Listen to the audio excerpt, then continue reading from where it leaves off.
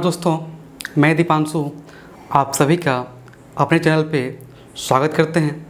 दोस्तों, प्राचीन इतिहास को हम कंटिन्यू रखे हैं और इससे पिछली क्लास में जो है हम मौर्य साम्राज्य के जानकारी का स्रोत, ठीक मौर्य साम्राज्य में जो महान शासक हुए उनसे जुड़े हुए घटनाओं के बारे में, उनके जीवनी के बारे में हम लोग अध्ययन किए थे, ठीक है ना। चंद्रगुप्त मौर्य किस तरह से मौर्य साम्राज्य की स्थापना किया, उनके बाद बिंदुसार आए, उसके बाद अशोक आए और किस तरह उसका घटनाक्रम था, उन सभी को हम पिछली क्लास में कवर किए। तो आज की क्लास में हम लोग मौर्य साम्राज्य के प्रशासनिक व्यवस्था, सामाजिक व्यवस्था, आर्थिक व्यवस्था और मौर्य साम्राज्य में निर्मित कला को हम आज इस वीडियो में कवर करेंगे, ठीक। तो इस मौर्य समाज का प्रशासनिक व्यवस्था को यदि हम वर्तमान परिप्रेक्ष्य से यदि जोड़ें, जिस तरह सबसे जो बड़े स्तर पे क्या होता है, देश होता है, देश से छोटा क्या होता है, राज्य होता है, राज्य से छोटा क्या होता है, जिला होता है, जिला छोटा क्या होता है, प्रखंड होता है, प्रखंड छोटा ग्राम होता है। उसी तरह प्राचीन समय में बात करें हम मौर्य साम्राज्य के प्राचीन व्यवस्था को, तो इसी तरह सबसे बड़े क्या होते थे, वो राष्ट्र होते थे। राष्ट्र जो है वो प्रांत में व्यक्त होते थे, प्रांत जो है वो विषय में और विषय जो है वो ग्राम में व्यक्त होते थे। क्योंकि मौर्य साम्राज्य क्या था, वो बहुत ही बृहद एक क्या था, क्षेत्र था। क्योंकि चूँकि आप पढ़े हैं कि मौर्य साम्राज्य जो है वो कहाँ, अफगानिस्तान तक फैला हुआ था, अफगानिस्तान पाकिस्तान यहाँ तक फैला हुआ था।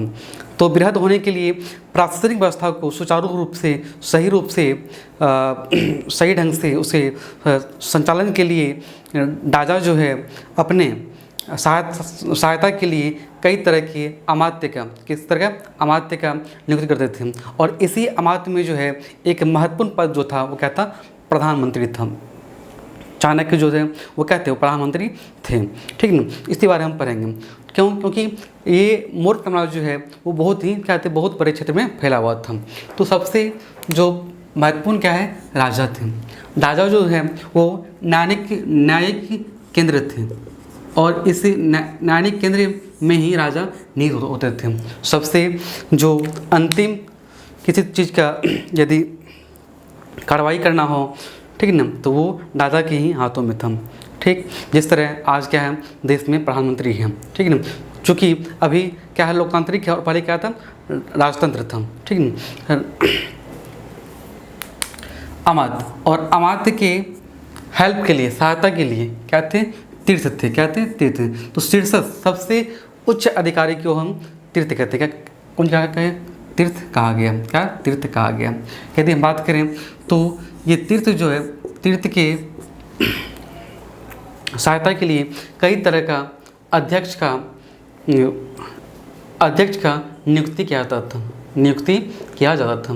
जैसे समाहर्ता एक अध्यक्ष होता था, एक पद है, और समाहर्ता कार्य था वो राजस्व वसूलना और कृषि से प्राप्त राजस्व को ही भाग या बलि भी कहा जाता है। समाहर्ता ये एग्जाम दृष्टिकोण से काफ़ी महत्वपूर्ण है, ठीक है ना। समाहर्ता क्या होता था, तो राजस्व प्रधान था। वहीं शनिघता जो है वो राजकीय कोषाध्यक्ष था, ठीक है ना। सीता अध्यक्ष वो राजकीय कृषि विभाग अध्यक्ष था। सीता अध्यक्ष मतलब सीता भूमि बहुत ही महत्वपूर्ण है कि सीता भूमि क्या होता था, तो जो भूमि सरकार का था, राजा का था, ठीक है ना, तो उस भूमि को जो है मतलब राजा द्वारा या राजा के अधीन आने वाले भूमि को सीता भूमि भी कहा जाता था, ठीक है ना। सोना अध्यक्ष क्या था, तो बुचरखाने से राजस्व वसूलने का जो कार्य था वो किसका था, सोनाध्यक्ष का था। उसी तरह क्या था, अनंतपाल का कार्य था मार्गों का सुरक्षा एवं निर्माण करना, जैसा काम था वो अनंतपाल का। इसी तरह कई तरह के और अध्यक्ष थे, जैसे सूत्र अध्यक्ष, अश्व अध्यक्ष, बात करें हम शुल्क अध्यक्ष, ठीक ना। जैसे अश्व अध्यक्ष, तो अश्व अध्यक्ष का क्या हुआ, जो घोड़ों का देख रेख करता हो, ठीक है ना, तो उसे हम अश्व अध्यक्ष बोलेंगे, ठीक है ना। चूँकि मौर्य साम्राज्य का था वो बहुत ही बड़ा था, ठीक है ना, बहुत ही बृहद क्षेत्र में फैला हुआ था।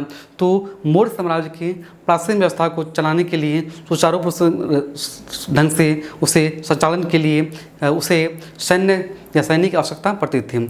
और इस सैन्य की व्यवस्था में जो है प्लूटोन और जस्टिन के द्वारा कहा गया है, प्लूटोन और जस्टिन के द्वारा कहा गया है कि मौर्य साम्राज्य में जो है वो सैन्य व्यवस्था में 4 तरह के सैनिक थे, 4 तरह का सैनिक थे। पैदल सैनिक, हाथी सैनिक, घुड़सवारी और रथ सैनिक। मतलब कि सैन्य व्यवस्था में जो है वो 4 प्रकार के थे सैनिक थे, पैदल, हाथी, घुड़सवारी और रथ, 4 प्रकार के ही सेना थे। पैदल जो है मेगास्थनीज और प्लूटोन जस्टिन के अनुसार कहा गया है कि सैन्य व्यवस्था को सुचारू रूप से संचालन के लिए चंद्रगुप्त मौर्य के पास 6,40,000 से अधिक सैनिक था, जिसमें 6 लाख पैदल था और 30,000 घुड़सवारी था, 9,000 हाथी सेना था और 8,000 का था वो रथ सेना था। तो इस तरह से क्या था, सैन्य व्यवस्था था।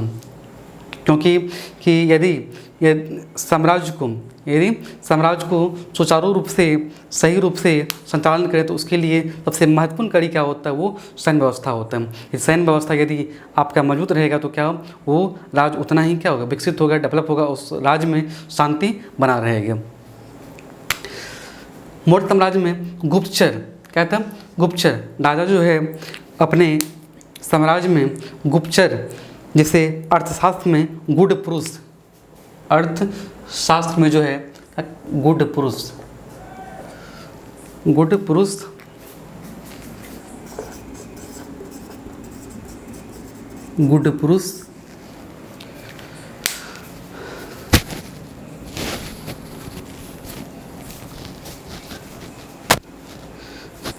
जिसे गुप्तचर को जो है अर्थशास्त्र में गुड पुरुष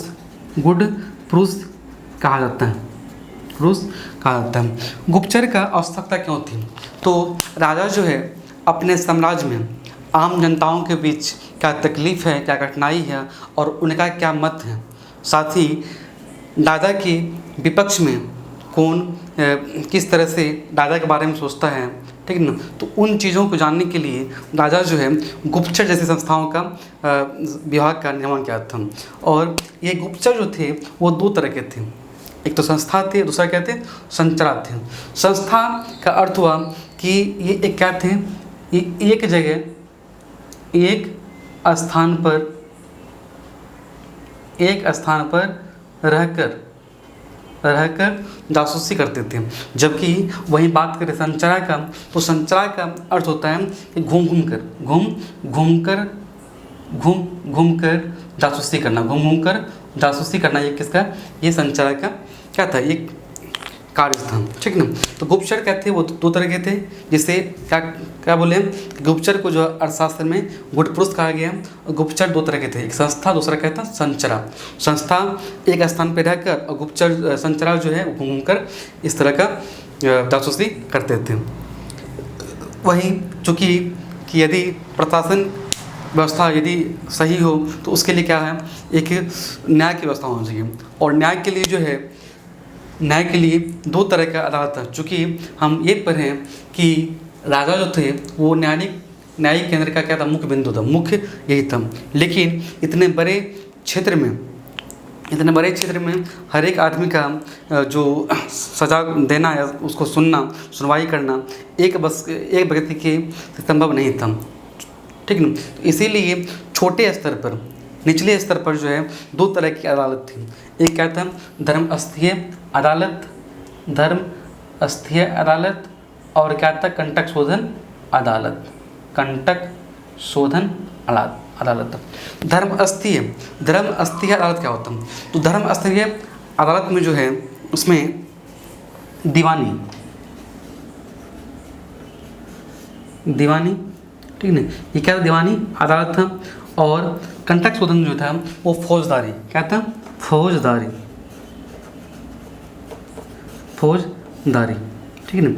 दीवानी का मतलब क्या हुआ कि ऐसे केस, ऐसा ठीक है ना केस जो क्या हो, भूमि से संबंधित हो, किससे हो, भूमि से संबंधित हो, वो उनका सुनवाई जो है वो उनका सुनवाई धर्मस्थलीय अदालत में क्या होता था। जबकि मार काट, दंगा, ठीक है, आत्महत्या, खून, इसकी जो सज़ा है उसका सुनवाई जो है कंटक शोधन अदालत में किया जाता था, ठीक है ना। तो ये था क्या, निचले स्तर का क्या था, अदालत था। तो हम क्या पढ़े अभी तक, अभी हम पढ़े हैं मोर प्रशासन का, ठीक है ना, उसका अध्यक्ष, सैन्य व्यवस्था और न्यायिक व्यवस्था को हम जाने। आगे भी कंटिन्यू करते हैं, चूँकि हम पहले ही शुरुआत में ही बात करें, क्या बात कर रहे हैं कि साम्राज्य जो है, देश जो है वो छोटे छोटे प्रांत में विभक्त था, और प्रांत किसमें था, विषय में, विषय किसमें था, ग्राम। तो अब बात करते हैं किसका, हम प्रांत। प्रांत को जो है, छोटे छोटे प्रांत को हम चक्र भी कहते हैं, और प्रांत का जो प्रमुख था उसे राजुक ठीक है ना, या गवर्नर राजपाल कहा गया है, ठीक है ना। हम बात करें कि मौर्य साम्राज्य में जो है वो 5 प्रांत थे। क्या थे, मौर्य साम्राज्य पूर्ण रूप से 5 प्रांत में विभक्त था। उत्तरापंत, दक्षिणापंत, प्राची या पूर्वी, अवंती, कलिंग, ठीक है ना। तो उत्तरापंत का जो राजधानी था वो क्या था, तक्षशिला था। दक्षिणापंत का स्वर्णगिरी था, और प्राची या पूर्वी इसे कहाँ था, पाटलिपुत्र था। और अवंती जो है उसका उज्जैनी या उज्जैन, और कलिंग का राजधानी तुसली था, ठीक। तो मौर्य साम्राज्य जो है जो वो 5 प्रांत में क्या था, विभक्त था, ठीक है ना। अब प्रांत जो है किसमें विभक्त था, तो प्रांत जो है विषय में, किसमें, विषय में विभक्त था। और विषय की जो प्रमुख थे उसे विषयपति या प्रादेशिक या प्रतिष्ठा इसे कहा जाता था, ठीक है ना। और 10 ग्राम का समूह जो था, 10 ग्राम का समूह, ठीक है ना, 10 ग्राम का एक समूह होता था। और इस समूह का जो प्रमुख था उसे, इस 10 ग्राम के समूह के जो प्रमुख होते थे उसे गोप कहा जाता था। और ग्राम के मुखिया को ग्रामिक, जिस तरह से आज भी ग्राम में क्या है, ग्राम का मुखिया जो है, आज भी ग्राम का जो मुखिया है उसे ग्रामिक कहते थे। ये प्राचीन, ये मौर्य समाज के बात में बात करते हैं। जब बात करें नगर प्रशासन का, तो नगर क्या होता था, ठीक है। तो ये जो भी राजधानी था, तक्षशिला, स्वर्णगिरी, पाटलिपुत्र, उज्जैनी, तुसली, क्या था, ये नगर था।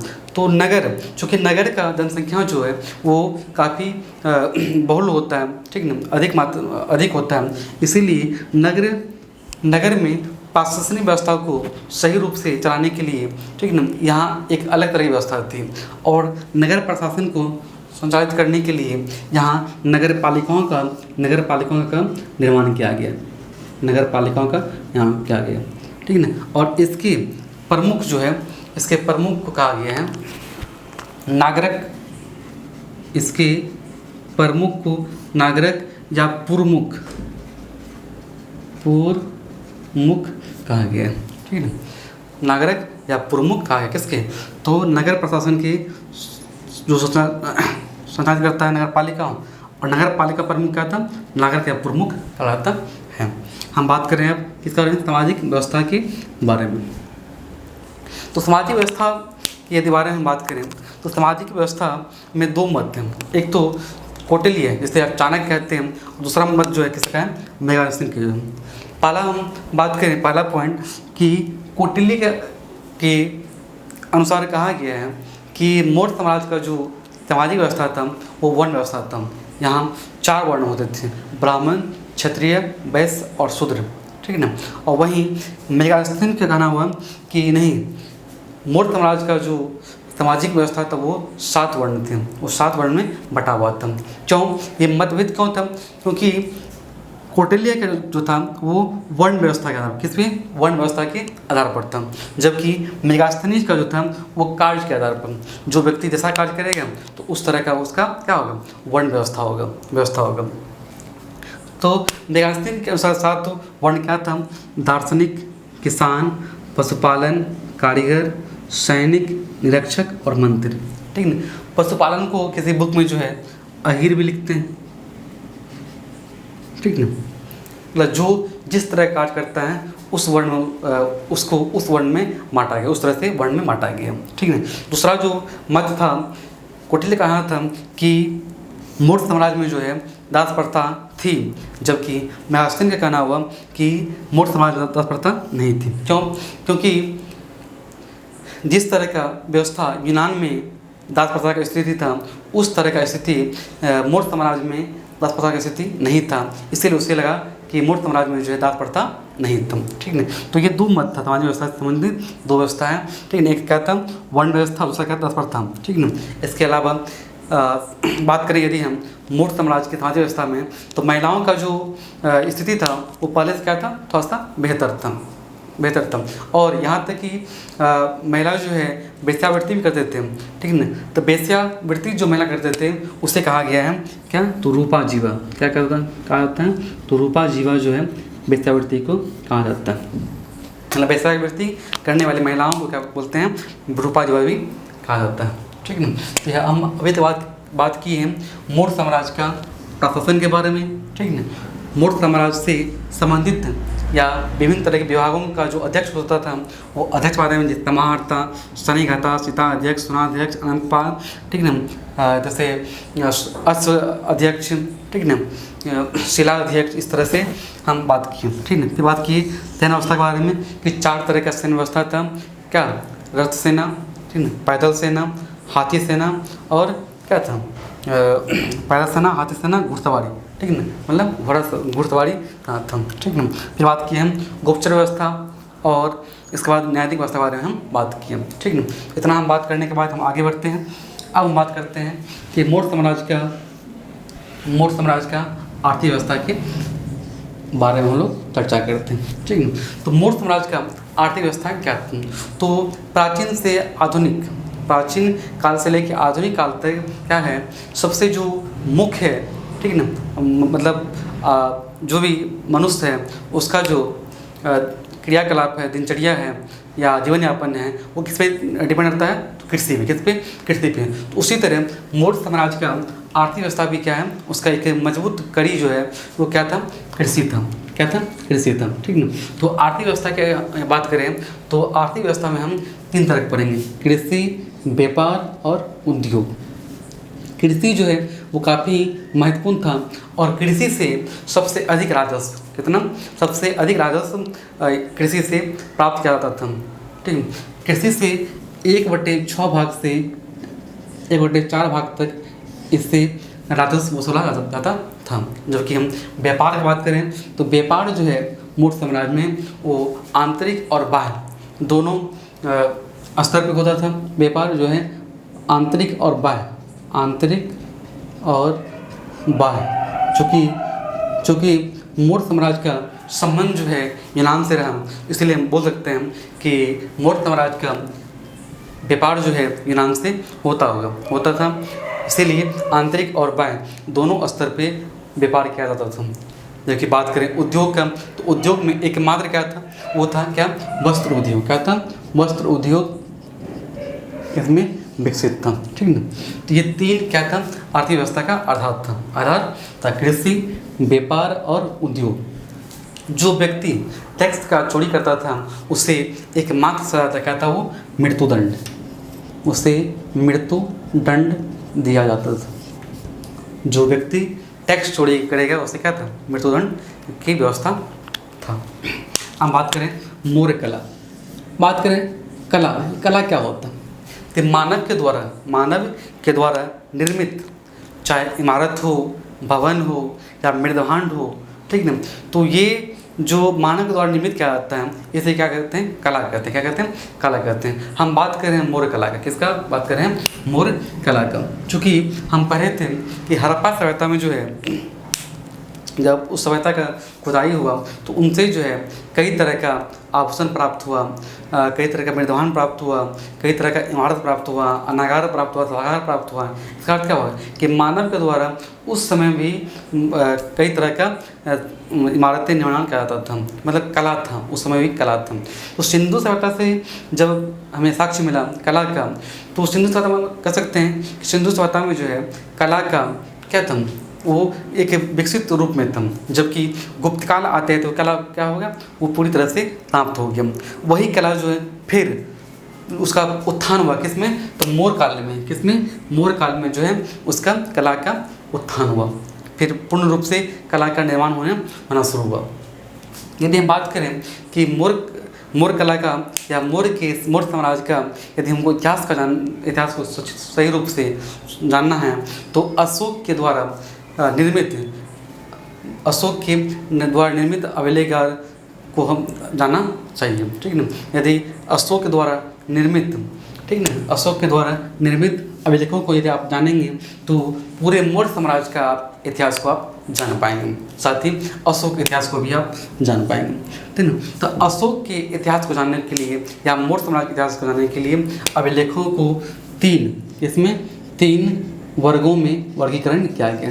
3 वर्गों में वर्गीकरण किया गया। पहला क्या था, शिलालेख, स्तंभलेख, गुहालेख। शिलालेख, स्तंभलेख और गुहालेख, ठीक ना। सबसे पहले जो है 1750 में जो है 1750 ईस्वी में टी फैंथलर के द्वारा अशोक के अभिलेखागार को खोजा गया, शिलालेख को खोजा गया, ठीक है ना।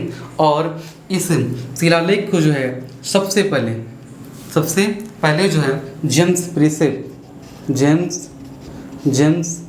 प्रिसेप के द्वारा 1837 ईस्वी में पढ़ा गया। क्यों?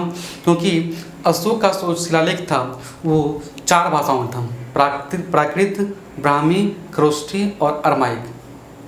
प्राकृत, ब्राह्मी, खरोष्ठी और अरमाइक, ये 4 भाषा में इसका शिलालेख था। और इसे सबसे पहले कौन पढ़ा, जेम्स प्रिसेप नाम का जो है व्यक्ति इसे सबसे पहले पढ़ा है इसको, ठीक ना।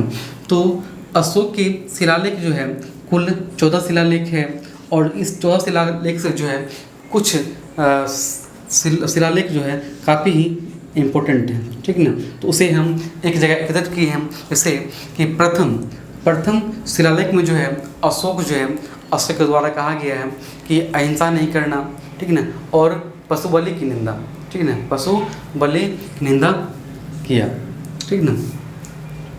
वहीं बात करें चौथा जो है अभिलेख में, चौथा शिलालेख में भेरी घोष की जगह धम्म घोष नीति को अपनाया है। भेरी घोष का अर्थ होता है कौन से, युद्ध ना करने की सलाह दिया है, और वो क्या है, वो बौद्ध धर्म की नीति को अपनाया। 5वां शिलालेख की बात करें तो 5वां शिलालेख में जो है धर्म महामात्रों की नियुक्ति किया गया, जिसके द्वारा समाज में जो है राजा के प्रति क्या विचार है, क्या मत है, उसे जानने का कार्यभार इसे सौंपा गया। 7वां अभिलेख जो है वो सबसे क्या है, बड़ा अभिलेख है, और इसमें जो है विभिन्न धर्मों की आपसी समन्वय को इसमें कहा गया। 8वां शिलालेख जो है अशोक के धर्म यात्रा का वर्णन किया। वहीं सबसे जो वेरी इंपॉर्टेंट है, बहुत ही महत्वपूर्ण है, वो 13वां शिलालेख क्या है, कलिंग युद्ध में हृदय परिवर्तन, कलिंग से संबंधित क्या है, 13वां शिलालेख है। तो ये हुआ अशोक के द्वारा क्या था, निर्मित शिलालेख के बारे में हम लोग जाने। अशोक का शिलालेख हम बात किए 4 भाषा में था। एक क्वेश्चन आता है कि अशोक के शिलालेख, ठीक ना, चूँकि ये जो 14 शिलालेख है, ठीक ना, ये 8 जगह से स्थापित हुआ, तो कुछ मतलब ऐसा जगह है जहाँ चूँकि यदि हम पढ़ें तो अशोक का शिलालेख जो है अधिक से अधिक प्राकृत और ब्राह्मी लिपि में लिखा गया, ठीक ना। और कुछ ऐसा शिलालेख है जो खरोष्ठी लिपि में, किसमें, खरोष्ठी, ध्यान दीजिएगा क्या बोले कि लगभग जो शिलालेख है वो प्राकृतिक या ब्राह्मी भाषा में लिखा गया है। खरोष्ठी लिपि में 2 शिलालेख है जो प्राप्त किया गया है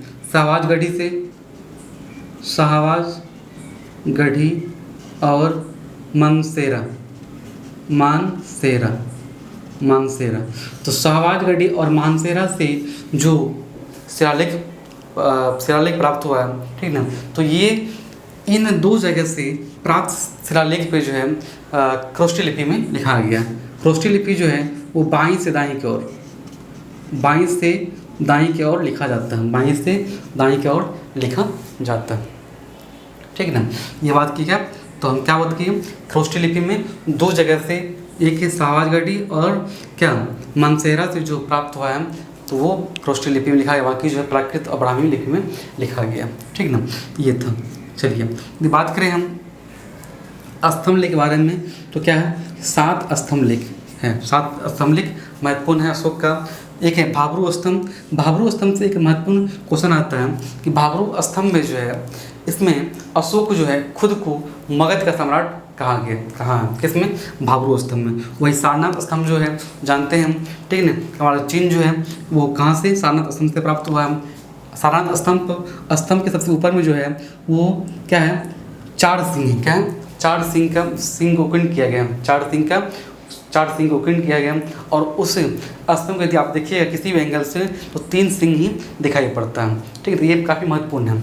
साथ ही 24 कील वाला एक चक्र है, ये कहाँ, सारनाथ स्तंभ पे। एक चीज़ और है कि सारनाथ स्तंभ के ऊपर में जो है क्या 4 सिंह का प्रतीक है, जबकि नीचे क्या है वो 4 जानवरों का प्रतीक है। वो क्या है, वो है हेलो, बात करें हम HELO।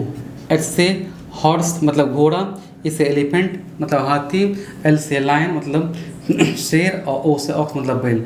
तो हम घोड़ा, हाथी, सिंह और बैल, इस 4 जानवर को वहाँ पे अंकीर्ण किया गया, ठीक है ना। सारनाथ स्तंभ से ये महत्वपूर्ण था।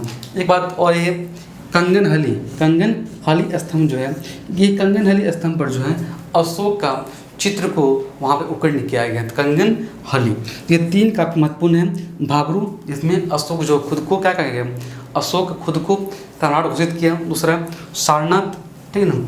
और तीसरा क्या था, कंगनहली, जहाँ यहाँ अशोक के चित्र को उत्कीर्ण किया गया। बात करें गुहालेख और गुहा विहार, तो गुहालेख क्या होता है, तब पत्थरों को काट कर उनके अंदर जो आवास बनता है उसे ही गुहालेख या गुहा विहार कहा गया। तो एक महत्वपूर्ण है बराबर की पहाड़ियाँ। तो बराबर की पहाड़ियों में जो है अशोक के द्वारा गुफा मतलब वहाँ पे आवास का स्थापना किया गया, क्योंकि अशोक के जो पिताजी थे वो बिंदुसार, ठीक है ना, बिंदुसार वो आजीवक संप्रदाय से संबंधित थे, ठीक है ना। इसीलिए उनके अनुयायियों को, ठीक है ना, आवास करने के लिए बराबर की पहाड़ियों में वो गुहा विहार का निर्माण किया। वहीं अशोक का पुत्र कौन था, दशरथ। अशोक का पुत्र कौन था, दशरथ। तो दशरथ के द्वारा जो है नागार्जुन की पहाड़ियों में जो है गुहा विहार का स्थापना किया गया। और ये दोनों कहाँ पे हैं, ये दोनों गया में हैं। बात करें स्तूप का, तो सांची स्तूप और भारत स्तूप काफ़ी ही महत्वपूर्ण है। और सांची स्तूप जो है स्थापत्य कला के दृष्टिकोण से काफ़ी महत्वपूर्ण है, ठीक। और ये क्या है, राजप्रसाद का निर्माण किया गया। राजप्रसाद का निर्माण जो है काफ़ी महत्वपूर्ण है, क्योंकि इस राजप्रसाद का निर्माण में 80 स्तंभ निर्माण किया गया।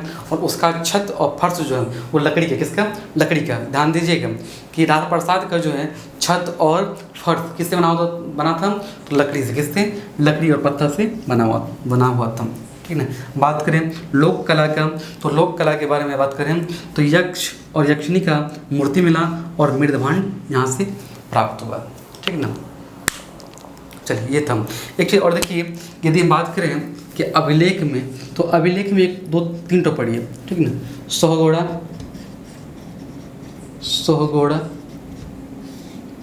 और महास्थान।